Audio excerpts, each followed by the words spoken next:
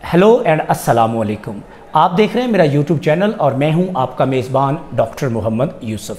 आज हम आपको APA 7 के जर्नल आर्टिकल के जब आप जर्नल आर्टिकल को साइट करते हैं तो आप दो काम करते हैं। एक आप इन-टेक्स्ट साइटेशन करते हैं, एक आप उसका मुकम्मल जो है रेफरेंस एंट्री बनाते हैं जो आप रेफरेंस चैप्टर में ऐड करते हैं। आज हम आपको बताएंगे कि जब आप इन-टेक्स्ट साइटेशन करते हैं तो इन-टेक्स्ट साइटेशन जो है वो दो तरह की होती हैं। एक को हम नैरेटिव स्टाइल कहते हैं और एक को हम पैरेंथेटिकल स्टाइल कहते हैं। आज का लेक्चर इन दोनों के फ़र्क पे मरकूज़ करता है। जी नाजरीन, वेलकम बैक। तो आज का जो लेक्चर है वो narrative citations and parenthetical citations है। ये बहुत इंपॉर्टेंट लेक्चर है। उसकी वजह ये है कि जब भी हम अपना थीसिस, रिपोर्ट या पेपर लिखते हैं तो हम जो साइटेशंस टेक्स्ट के अंदर करते हैं, अपने पेपर के अंदर करते हैं, वो बहुत इंपॉर्टेंट होती हैं, क्योंकि जो हम मुकम्मल रेफरेंस बनाते हैं वो हम उनके अगेंस्ट बनाते हैं। या दूसरे अल्फाज में अगर हम इन-टेक्स्ट साइटेशन कर रहे हैं तो उसी वक्त हमें उसका मुकम्मल रेफरेंस भी बना लेना चाहिए। फिर क्योंकि अगर हम ऐसा नहीं करेंगे तो हम भूल जाएंगे। तो बाज़ का कोई चीज़ टेक्स्ट के अंदर साइट हुई होगी जिसको हम इन-टेक्स्ट साइटेशन कहते हैं, लेकिन वो रेफरेंस में नहीं होगी, या रेफरेंस में होगी और इन-टेक्स्ट साइटेशन में नहीं होगी। तो ये साथ साथ करने चाहिए काम। और जो इन-टेक्स्ट साइटेशंस हैं वो दो तरह से हम करते हैं। आप ज़रा गौर से इस लेक्चर को सुनिएगा आखिर तक, आपको समझ आ जाएगी। आज के बाद आपको कभी ये इशू नहीं होगा कि जब आप पेपर लिख रहे हैं, थीसिस लिख रहे हैं या कोई रिपोर्ट लिख रहे हैं तो उसके अंदर जो आप हवाला जात या जो काम है उनको साइट कर रहे हैं उसको कैसे करना है, आज आपकी इंशाल्लाह इस लेक्चर के बाद जो है वो क्लैरिटी हो जाएगी। तो there are two types of in text citation in APA format. APA format के मुताबिक दो तरह के स्टाइल होते हैं, फॉर्मेट होते हैं। एक को हम पैरेंथेटिकल साइटेशन फॉर्मेट कहते हैं और दूसरे को हम नैरेटिव जो है वो फॉर्मेट कहते हैं। तो नैरेटिव साइटेशन या नैरेटिव फॉर्मेट की पहले बात कर लेते हैं।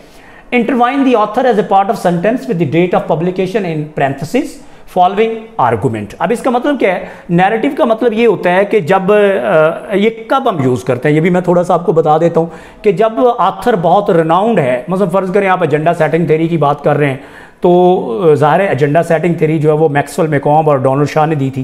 तो आप नैरेटिव स्टाइल जो उसमें लिखेंगे, यानी पहले ऑथर्स आएंगे, फिर साल ऑफ जो पब्लिकेशन है उनके पेपर का वो आएगा या बुक का, और फिर उनका आर्गूमेंट आएगा। इस तरह के फॉर्मेट को, स्टाइल को हम नैरेटिव साइटेशन कहते हैं। जबकि दूसरे में ये जो है दूसरे नंबर पे पैरेंथेटिकल साइटेशन, इसमें हम क्या करते हैं कि पहले आर्गूमेंट लिखते हैं। यानी फ़र्ज़ करें ऑथर जो है वो ज़्यादा रेनाउंड नहीं है लेकिन आर्गूमेंट आपको बहुत अच्छा लग रहा है, उसने जो लिखा हुआ है अपने पेपर में, रिपोर्ट में, वो आपको बहुत अच्छा लग रहा है, तो हम पहले उसका आर्गूमेंट लिखते हैं और आखिर पे छोटी ब्रैकेट के अंदर ऑथर और डेट ऑफ पब्लिकेशन लिखते हैं पैरेंथेसिस के अंदर। और हम करते क्या है, ऑथर या ऑथर्स को डेट ऑफ पब्लिकेशन से सेपरेट कर देते हैं। इस चीज़ को मैं ज़रा कुछ मसाले जो हैं उनसे इनकी वजाहत करता हूँ, कुछ एग्जांपल देता हूँ इसको एलैबोरेट करने के लिए ताकि आप इसको अच्छी तरह समझ पाएँ। तो सबसे पहले हम देखते हैं one work by one author, यानी एक पेपर हो और वो एक ही रिसर्चर ने लिखा हो, तो नैरेटिव साइटेशन और पैरेंथेटिकल साइटेशन में उसको कैसे लिखते हैं ये ज़रा देखें। ये नैरेटिव साइटेशन है, ये लिखा हुआ है जी, ली 2016 investigated the risks inherent in drinking tap water. अब आप देखें ये नैरेटिव है, यानी ली शुरू में आया, फिर साल आया और उसके बाद आगे आर्गूमेंट आया है। हम कहते हैं ये नैरेटिव है, नरेशन के अंदर हमने इसको डाल दिया है। और पैरेंथेटिकल, इसके in comparison of this parenthetical citation क्या है, there are risks inherent in drinking tap water, और हमने किया पैरेंथेसिस छोटी ब्रैकेट्स लगाई, ली कॉमा 2016। तो अब आप फर्क देख लें, इसके अंदर फर्क ये है कि आर्गूमेंट बाद में आया है, ऑथर और ईयर ऑफ पब्लिकेशन हमने पहले लगाया, तो इसको हम इसीलिए नैरेटिव कहते हैं, नरेशन के अंदर है। इसके अंदर आप देखें हमने आर्गूमेंट पहले लिखा है, there are risks inherent in drinking tap water, और उसके बाद फिर हमने पैरेंथेसिस के अंदर ऑथर और ईयर ऑफ पब्लिकेशन लिखा है। तो ये जब आप कोई एक पेपर साइट कर रहे हैं और that paper is written by one author, ये हम उस वक्त करते हैं। अब हम आपको बताते हैं कि जब एक जो काम है, यानी one work by two authors, यानी आप पेपर साइट करना चाहते हैं लेकिन उसको लिखने वाला एक स्कॉलर नहीं है, एक रिसर्चर नहीं है, एक ऑथर नहीं है, बल्कि टू ऑथर्स हैं। तो सेम ये देखिए नैरेटिव साइटेशन है, यहाँ पे ली के साथ अब रिचर्ड्स भी है। तो हमने क्या किया, हमने दोनों को, ली फर्स्ट ऑथर है, ज़ाहिर है इसका मुकम्मल नेम यहाँ हम नहीं लिखते, आपको पता है, सिर्फ फर्स्ट लास्ट नेम लिखते हैं और फिर अगर दो ऑथर हूं तो एंड से उनको सेपरेट करते हैं, और फिर ये रिचर्ड्स जो है दूसरा ऑथर है उसका लास्ट नेम है, तो हम देखें दोनों ऑथर्स के हमने लास्ट नेम लिए, उनको एंड से सेपरेट किया और फिर पैरेंथेसिस के अंदर हमने ईयर ऑफ पब्लिकेशन लिखा। ये यहां से यहां तक ये नरेशन बन गई है, यानी ये जो साइटेशन है इसको हम नैरेटिव साइटेशन कहते हैं। और उसके बाद आगे आर्गुमेंट है जिसकी वजह से हम साइट करें, क्योंकि ये आर्गुमेंट हमने ये जो लिखा है जो हम अपने पेपर के अंदर साइट कर रहे हैं टेक्स्ट के अंदर, ये हमने ली एंड रिचर्ड से बारो किया है। तो हम लिखते हैं Lee and Richard 2016 investigated the risk inherent in drinking tap water. तो ये नैरेटिव स्टाइल और फॉर्मेट ऑफ साइटेशन है जब एक पेपर जो है वो दो ऑथर्स ने लिखा है। और इसी को अगर हम पैरेंथेटिकल साइटेशन में देखें तो पहले आर्गुमेंट आएगा। अब जैसे कि हमने वन ऑथर वाली एग्जांपल में बात की है, तो there are risks inherent in drinking tap water, वही आर्गुमेंट जो हमने वन ऑथर के साथ लिखा था वो हमने यहां लिखा। फर्ज करें आप अपना पेपर लिख रहे हैं और ये आर्गुमेंट आप लिखते हैं, तो पैरेंथेसिस के अंदर आप इस तरह से हवाला बनाएंगे, ली एंड रिचर्ड्स कॉमा 2016। ये चौके देखें पैरेंथेसिस के अंदर आया है और आर्गुमेंट के बाद हवाला है, इसलिए हम इसको कहते हैं पैरेंथेटिकल साइटेशन या parenthetical format of citation in the text और इन टेक्स्ट साइटेशन। अब इसको इस मिसाल को थोड़ा सा हम एक्सपेंड करते हैं और तीन ऑथर्स तक लेके चलते हैं। ये देखें ये वन वर्क बाय 3 और मोर ऑथर्स। अब जैसा कि मैंने पहले जो वीडियोस बनाई हैं उनमें मैं ये बात कर चुका हूं, मैं इसको दोबारा दोहरा देता हूं, एम्फिसाइज कर देता हूं कि APA 7 के मुताबिक जब एक काम जो है या एक पेपर जो है वो 3 या 3 से ज्यादा ऑथर्स ने लिखा हो, तो हम ऑथर्स के मुकम्मल नाम लिखने की बजाय फर्स्ट ऑथर का नाम लिखते हैं, लास्ट नेम, और एट ऑल लिख देते हैं। इसका मतलब क्या है कि यानी first author and his colleagues, और फिर देखें एट ऑल के बाद फुल स्टॉप लगाते हैं ना, ये नैरेटिव स्टाइल है। तो ली एट ऑल फुल स्टॉप, ये पैरेंथेसिस 2016, तो यहां तक ये जो साइटेशन है इसको हम नैरेटिव साइटेशन कहते हैं, ये वाली। और फिर आगे देखें ये वो आर्गुमेंट है जो हमने बारो किया है किससे, ली एट ऑल से। तो ये इसको मुकम्मल कैसे पढ़ेंगे, ली एट ऑल डॉट पैरेंथेसिस 2016, या आप इसको छोटी ब्रैकेट्स हम अपने लोकल कॉन्टेक्स्ट में कहते हैं शुरू और बंद, और फिर investigated the risks inherent in drinking tap water. तो ये देखें अब जब 3 या 3 से ज्यादा ऑथर हैं तो हमें उनके नाम लिखने की बजाय हमने फर्स्ट ऑथर का लास्ट नेम लिया और उसके साथ एट ऑल ऐड कर दिया। और लेकिन याद रखने की बात यह है कि एट ऑल के बाद हम यहाँ पे फुल स्टॉप लगाते हैं नैरेटिव साइटेशन में। लेकिन जब इसको पैरेंथेटिकल साइटेशन में लिखेंगे तो ये देखें हमने जो आर्गुमेंट लिया एट ऑल से लिया उसको पहले लिखेंगे, there are risks inherent in drinking tap water, और फिर पैरेंथेसिस यानी छोटी ब्रैकेट शुरू, ली एट ऑल। अब यहां गौर करने वाली बात है, फुल स्टॉप है और फिर कॉमा है। अब आप शायद हैरान हो रहे हो कि फुल स्टॉप भी लगाया, कॉमा भी लगाया। फुल स्टॉप देखें एट ऑल के साथ आना है, जैसा कि यहां पे नैरेटिव में आया है, ये फुल स्टॉप आएगा। लेकिन कॉमा इसलिए लगाया है कि हमने ऑथर्स को साल से अलग करना है। तो ली एट ऑल फुल स्टॉप, फिर कॉमा, और फिर 2016, और ब्रैकेट दोनों तरफ से बंद, और एंड पे सेंटेंस खत्म हुआ और फिर हमने फुल स्टॉप लगा दिया। तो argument followed by citation in parenthesis, इसको हम पैरेंथेटिकल साइटेशन या पैरेंथेटिकल फॉर्मेट ऑफ साइटेशन कहते हैं जब 3 ऑथर हूं। अब इसको थोड़ा सा इसी आर्गुमेंट को थोड़ा सा आगे बढ़ाते हैं कि जब ग्रुप हो, हमारे पास ग्रुप्स हों with well known abbreviations of authors, यानी फर्ज करें हमारे पास ऑथर्स ना हों लेकिन कोई ग्रुप हो, जैसे APA है, अमेरिकन साइकोलॉजिकल एसोसिएशन, और इसी तरह ये देखें the centres for disease control है, CDC। तो ये एक ग्रुप है जिसके अंदर बहुत सारे साइंटिस्ट जो हैं, बहुत सारे जो मुहक्किक हैं, रिसर्चर हैं, वो मिलकर रिसर्च करते हैं, और जब वो पेपर पब्लिश करते हैं तो वो अपना नाम नहीं लिखते बल्कि वो सेंटर फॉर डिजीज कंट्रोल लिखते हैं। तो इसको कैसे साइट करना है, इसको पहले हम फर्स्ट नैरेटिव साइटेशन देख लेते हैं और फिर सब्सिक्वेंट नैरेटिव साइटेशन देख लेते हैं। कहने का मतलब ये है कि पहले आप फर्ज करें इसको सेंटर फॉर डिजीज कंट्रोल से जो आपने आर्गुमेंट लिया उसको अपने पेपर के अंदर आप 2 जगहों पे साइट कर रहे हैं। पहली जगह पे जब आप साइट करेंगे, फर्ज करें आपने पेज 1 पे साइट किया इंट्रोडक्शन में, तो उस वक्त आप क्या करेंगे, the centre for disease control पूरा लिखेंगे और फिर इसका पैरेंथेसिस के अंदर CDC, C for centre, D for disease and C for control, comma 2002 ये ईयर है, ये हमने लिख दिया और ब्रैकेट को बंद कर दिया। उसके बाद आर्गुमेंट है investigated the risk inherent in drinking tap water. अब ये पहली बार आपने फर्ज करें पेज नंबर 1 पे लिखा है, लेकिन अगर आप इसी को दोबारा पेज नंबर 2, 3, 4, 5 या अपने डिस्कशन के अंदर कहीं जाके दोबारा साइट करना चाहते हैं, सबसिक्वेंट नैरेटिव साइटेशन करना चाहते हैं, फिर क्या करेंगे?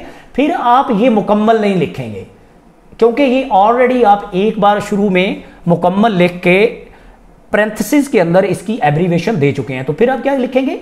यानी सबसिक्वेंट दोबारा जब आप साइट करेंगे तो आप लिखेंगे the CDC, and you know CDC stands for centers for disease control. तो the CDC 2002 investigated the risks inherent in drinking tap water. फर्क क्या है? पहली नैरेटिव साइटेशन जब लिखनी है तो पूरा नाम लिखना है ग्रुप का, जैसे अमेरिकन साइकोलॉजिकल एसोसिएशन है, जैसे हम अपने कॉन्टेक्स्ट में PIC लिखते हैं। तो इसका मतलब क्या है? PIC का मतलब है, अब इसके मुख्तलिफ लोगों के लिए मुख्तलिफ मतालिब हो सकते हैं। इसका ये भी हो सकता है कि पंजाब इंस्टीट्यूट ऑफ कार्डियोलॉजी, जो लाहौर के अंदर दिल का बहुत अच्छा हॉस्पिटल है, तो आप पहले लिखें कि पंजाब इंस्टीट्यूट ऑफ कार्डियोलॉजी और यहाँ ब्रैकेट में लिखें PIC, और फिर जब दूसरी बार आप इसको साइट कर रहे हैं तो फिर आपको ये लिखने की ज़रूरत बिल्कुल नहीं है कि आप पंजाब इंस्टीट्यूट ऑफ कार्डियोलॉजी लिखें, बल्कि आप PIC डायरेक्ट लिख सकते हैं। जैसा यहाँ पहले जो फर्स्ट नैरेटिव साइटेशन उसमें सेंटर्स फॉर डिजीज कंट्रोल लिखा हुआ है, और फिर हमने इसको एब्रीवेट करके CDC, 2002 लिखा हुआ है। और यहाँ पे हमने दोबारा जब सबसिक्वेंट दोबारा इसे लिखा है, अगली बार लिखा है, तो फिर हमने CDC लिखा है, हमने जो मुकम्मल नाम है उसको एब्रीवेट कर दिया है for the sake of saving space. अब हम इसी तरह, ये नैरेटिव साइटेशन है, अब हम पैरेंथेटिकल साइटेशन की बात करते हैं जब ग्रुप ऑथर्स हों। ये देखें, group with well known abbreviations of authors, लेकिन ये तरीका जो है ये पैरेंथेटिकल फर्स्ट साइटेशन का है। तो ये देखें, आर्गुमेंट है there are risks inherent in drinking tap water, और फिर हमने पैरेंथेसिस के अंदर क्या लिखा है? Centers for disease Control. और ये देखें, इसको हम बड़ी ब्रैकेट कहते हैं ना अपने कॉन्टेक्स्ट के अंदर, CDC, कॉमा और फिर ईयर ऑफ पब्लिकेशन। तो हमने पूरा नाम लिखा, एब्रीवेशन लिखा, कॉमा, ईयर लिखा, और फिर ये सारा पैरेंथेसिस बन गया ना, यहां से ब्रैकेट शुरू, छोटी यहां से बंद, ये पैरेंथेसिस बन गया, ये फुल स्टॉप आ गया। तो ये पैरेंथेटिकल फर्स्ट साइटेशन का तरीका है। लेकिन अगर पैरेंथेटिकल फर्स्ट साइटेशन आप दोबारा करते हैं तो ये देखें, there are risks inherent in drinking tap water. तो फिर दोबारा जैसे कि हमने नैरेटिव साइटेशन में किया है, हम ये पूरा नाम नहीं लिखते सेंटर्स फॉर डिजीज कंट्रोल, हम क्या करते हैं? CDC लिखते हैं और कॉमा, ईयर ऑफ पब्लिकेशन लिखते हैं, और फिर पैरेंथेसिस के अंदर दोनों को क्लोज करके फुल स्टॉप लगा देते हैं। और आखिरी जो बात है वो ग्रुप ऑथर है, लेकिन जब ग्रुप ऑथर ज्यादा मशहूर ना हो। पिछली बार जो मैंने मिसाल दी है, सेंटर्स फॉर डिजीजेस कंट्रोल जो है वो बहुत मशहूर अमेरिकन इदारा है, या जो मैंने PIC की मिसाल दी है। अब यहाँ पे ग्रुप ऑथर्स हैं, लेकिन वो फर्ज करें कि इतने बहुत ज़्यादा वेल नोन नहीं है। वो ग्रुप जो है अभी नया नया फर्ज करें शुरू हुआ है, तो उसको फर्स्ट नैरेटिव साइटेशन में कैसे लिखना है और फिर सब्सिक्वेंट नैरेटिव साइटेशन में कैसे लिखना है। तो ये यूनिवर्सिटी ऑफ मैनीसोटा लिखा हुआ है, या फर्ज करें हमारे यहाँ जैसे यूनिवर्सिटी ऑफ पंजाब है, ये बहुत मशहूर है, कायदे आज़म यूनिवर्सिटी बहुत मशहूर है, बहाउद्दीन ज़करिया यूनिवर्सिटी बहुत मशहूर है, लेकिन कुछ छोटी यूनिवर्सिटी अभी शुरू हुई है नई नई, और बहुत से लोग उसको जानते नहीं हैं। उस यूनिवर्सिटी का जब नाम आएगा तो फिर हम उसको एब्रीवेट क्या करते हैं, पूरा नाम लिखते हैं। जैसे यूनिवर्सिटी ऑफ गुजरात है, अब तो ये भी बहुत वेल एस्टेब्लिश्ड है, लेकिन फर्ज करें हम ऐसे लिख लेते हैं, university of Gujarat 2007 investigated risk inherent in drinking tap water. लेकिन फिर दूसरी मरतबा जब आप लिखेंगे तो चूंकि हम ये अज्यूम कर रहे हैं कि ये यूनिवर्सिटी अब इतनी मशहूर नहीं है, ये ग्रुप ऑफ ऑथर जो हैं, ये ग्रुप ऑफ स्कॉलर जो हैं, ये ग्रुप ऑफ रिसर्चर जो इस यूनिवर्सिटी के अंदर काम कर रहे हैं, वो अभी इतने वेल नोन नहीं है, इतने रिनाउंड नहीं है कि लोग उन्हें जानते हों, तो फिर आप सब्सिक्वेंट साइटेशन में भी पूरा नाम लिखते हैं, आप उसको ब्रीफ नहीं करते। जैसे ये लिखा the university of Minnesota 2007 investigated the risks inherent in drinking tap water. ये मैंने एक ही एग्जांपल रखी है ताकि आपको ये बेहतर तरीके से नैरेटिव साइटेशन और पैरेंथेटिकल साइटेशन जो है उसमें समझ आ सके। और लास्ट बट नॉट लीस्ट के ग्रुप ऑथर जो बहुत वेल नोन ना हो, उसको हमने एब्रीवेशन लिखना हो, तो पैरेंथेटिकल फर्स्ट साइटेशन कैसे आएगी, there are risk inherent in drinking tap water. तो ये देखें यूनिवर्सिटी ऑफ मैनीसोटा 2007, जैसे यूनिवर्सिटी ऑफ गुजरात लिख लें और 2007 लिख लें हमारे अपने कॉन्टेक्स्ट में। इसका मतलब ये कि ये इस यूनिवर्सिटी के अंदर जो रिसर्च टीम काम कर रही है, वो स्कॉलर्स अभी इतने मशहूर नहीं है कि सारे लोग उनको जानते हों, इसलिए हमने एब्रीवेशन के बजाय इसका पूरा नाम लिखा है। और पैरेंथेटिकल सब्सिक्वेंट साइटेशंस कैसे लिखेंगे, वो भी ये और ये देखें सिमिलर है ना, पूरा लिखा हुआ, एब्रीवेट नहीं किया। There are risk inherent in drinking tap water, और पूरा नाम लिख दिया है। तो जब आपका जो ग्रुप ऑथर्स हैं वो बहुत वेल नोन ना हो, उनके एब्रीवेशन वेल नोन ना हो, यानी WHO है, वेरी वेल नोन है, सबको पता वर्ल्ड हेल्थ ऑर्गेनाइजेशन है, लेकिन अगर कोई ऐसी एब्रीवेशन हो जो बहुत वेल नोन ना हो वो लिखें तो फिर दोनों मरतबा आपको सब्सिक्वेंट, और फर्स्ट भी और सब्सिक्वेंट दोनों मरतबा आपको पूरा नाम लिखना है। और multiple citation for one sentence या paraphrasing, this is very important कि जब आपने एक आर्गूमेंट जो है वो एक ऑथर से नहीं, आपने मल्टीपल ऑथर से वो जो है वो आर्गूमेंट आपने बारो किया है। यानी there are inherent risks in drinking tap water, ये वाली बात ली और रिचर्ड्स के पेपर में भी मौजूद है, और नॉर्थ एट ऑल के पेपर में भी मौजूद है, और ज़ेब्रा जो है इसके पेपर में भी मौजूद है। तो इसको कैसे लिखते हैं मैं ये थोड़ा सा आपको बता देता हूँ। ये करते हैं हम कि हम ये पैराफ्रेजिंग है, इसका मतलब है कि इस एसेंस की बात इन तीनों ऑथर्स के पेपर में मौजूद थी, इसका खुलासा मौजूद था। तो हमने क्या किया, हमने पैराफ्रेजिंग की, हमने उनके आर्गूमेंट का खुलासा अपने अल्फाज में लिखा जो ये बनता है, there are inherent risk in drinking tap water. और पैरेंथेसिस के अंदर हमने क्या किया, फर्स्ट ऑथर, यानी ये जो फर्स्ट पेपर के ऑथर्स हैं, ये वाला पहला हवाला बना इंटेक्स साइटेशन, वो लिख दिया, और सेमी कॉलन लगाई।